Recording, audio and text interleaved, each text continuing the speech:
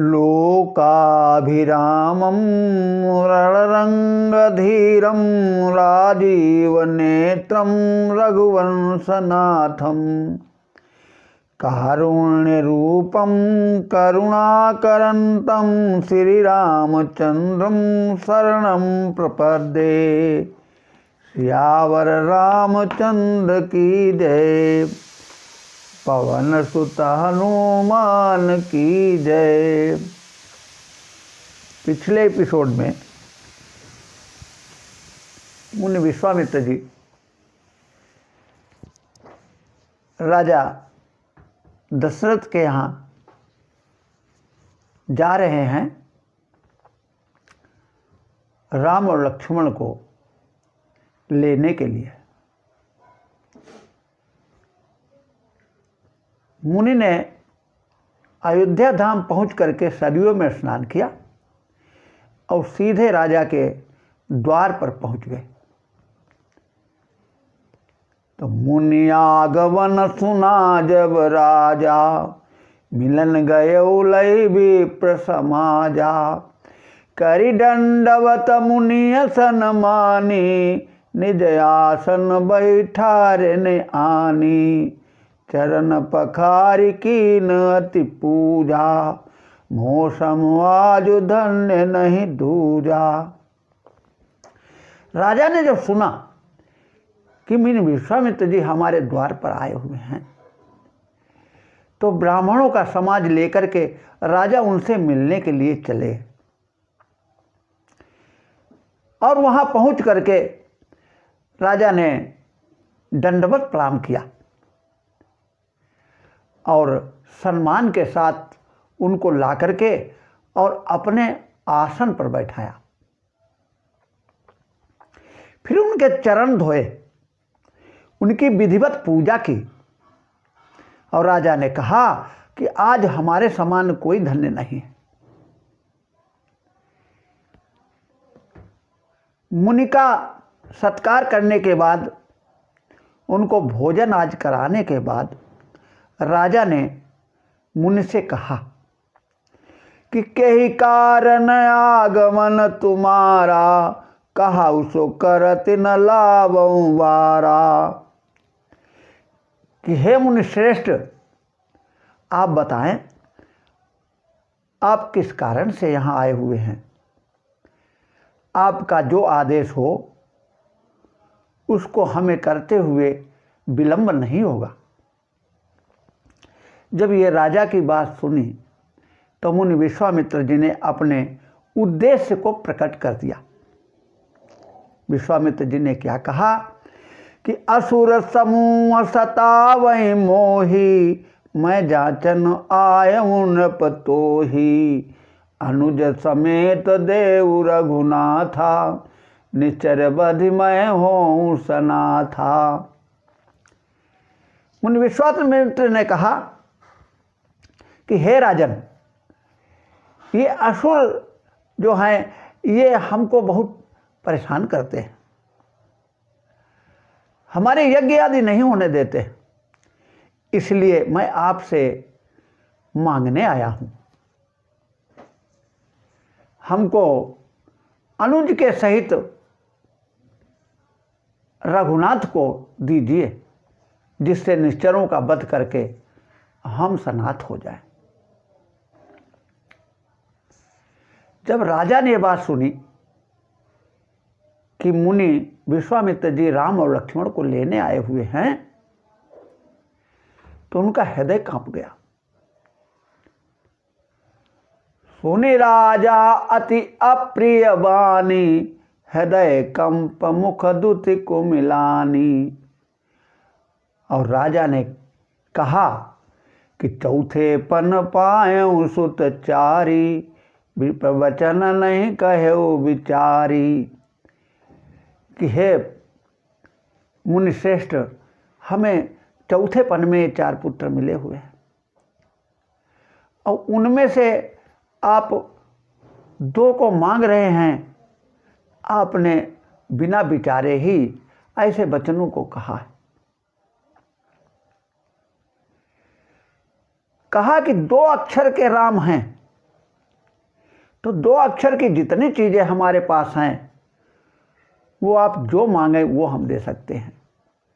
राजा ने उन 2 अक्षरों की वस्तुओं को गिनाया कि मांगो भूमि धेनु धन कोसा, सर्वसुदेव वाजु सहे रोसा, देह प्राण ते प्रिय कछु नाही, सो मुनि देव निमिष एक माही। हे मुनिश्रेष्ठ, आप भूमि, धेनु, धन, कोश और यहाँ तक कि हमारे प्राण जो हैं वो भी आप मांगें तो हम अभी पलक झपकते ही हम आपको दे देंगे। लेकिन ये राम और लक्ष्मण हमें देते नहीं बनते हैं। लेकिन गुरु वशिष्ठ जी वहीं पर बैठे थे। उन्होंने राजा दशरथ को समझाया कि हे राजन, ये 4 पुत्र तुमको कैसे मिले? ये यज्ञ के द्वारा ही मिले हैं तुमको, और यज्ञ की रक्षा के लिए तुम पुत्र नहीं भेजना चाहते हो। तब राजा की समझ में आया कि तब वशिष्ठ बहुविधि समझावा, न प्रसंदेह नास तब पावा, अति आदर दो तनय बुलाए, हृदय लाई बहुभांति सिखाए। तब राजा ने दोनों पुत्रों को आदर के सहित बुलाया और उनको विधि पूर्वक शिक्षा दे करके मुनि विश्वामित्र के साथ भेज दिया। मुनि विश्वामित्र जी राम लक्ष्मण को लेकर के चले और जाते ही उस मार्ग से जा रहे थे तो ताड़का उनको मिल गई। मुनि विश्वामित्र ने कहा, राम, ये ताड़का है, अब ये देखते ही आक्रमण कर देती है, इसलिए आप सजग होकर के और इस पर बाण का प्रहार कीजिए। चले जात मुनि दीन दिखाई, सुन ताड़का क्रोध करि धाई, एक वान प्राण हरि लीना, दीन जानते ही निज पद दीन्हा। जब विश्वामित्र जी ने राम की शक्ति का परीक्षण कर लिया तो उन्हें विश्वास हो गया कि परमात्मा ही हैं। तब ऋषि निज नाथ जी चीन्ही, विद्या निधि कौ विद्या दीन्ही। तब भगवान समझ करके मुनि विश्वामित्र ने विद्या के सागर भगवान को सभी विद्याएं प्रदान कर दी। कौन कौन सी विद्या? कि जाते लागन क्षुधा पिपासा, अतुलित बल तनु तेज प्रकाशा। कि ऐसी विद्या प्रदान की जिससे भूख और प्यास नहीं लगती। तो प्रात कहा मुनि सन रघुराई, निर्भय यज्ञ करऊ तुम जाई। प्रातःकाल होते ही भगवान राम ने मुनि विश्वामित्र से कहा कि आप अब निर्भय होकर के यज्ञ प्रारंभ करें। ये बात सुनकर के सभी ब्राह्मण मिलकर के और वहाँ पर यज्ञ करने लगते हैं कि होम करन लागे मुनि झारी, आप रहे मख की रखवारी, सुनि मारी च निशाचर क्रोही, लई सहाय धावा मुनि द्रोही। और जैसे ही यज्ञ का धुआं दिखाई दिया तो मारीच अपने निशाचरों को लेकर के वहाँ पर दौड़ करके आ गया।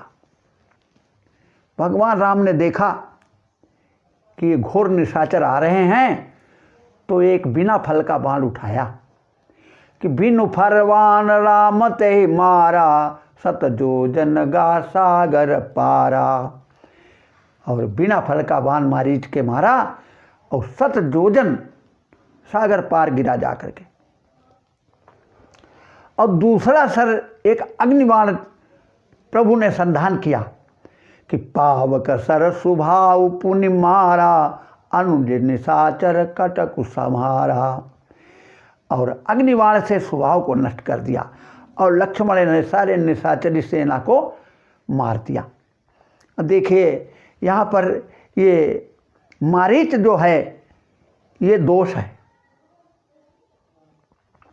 और स्वभाव जो है ये दुख है। कहा है कि दोष को मिटा देना चाहिए और दुख भले बना रहे, लेकिन प्रभु ने दुख को मिटा दिया और दोष बना रहा। इसी कारण मारीच जो बना रहा, दोष हमारे अगर शेष रह जाते हैं तो वो पुनः हमको कष्ट देते हैं। तो मारीच ने फिर भगवान को छला। तब मुनि सादर कहा बुझाई, चरित एक प्रभु देखिए जाई।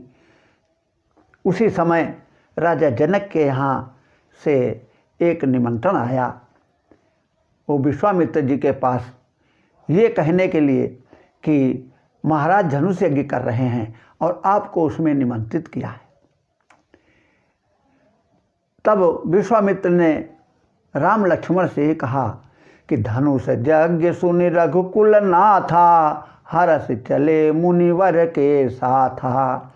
जब ये बात विश्वामित्र जी ने राम को बताई कि मिथिला में एक धनुष यज्ञ हो रही है, तो ये सुन करके राम जो हैं लक्ष्मण दोनों भाई हर्ष पूर्वक मुनि विश्वामित्र के साथ चल दिए।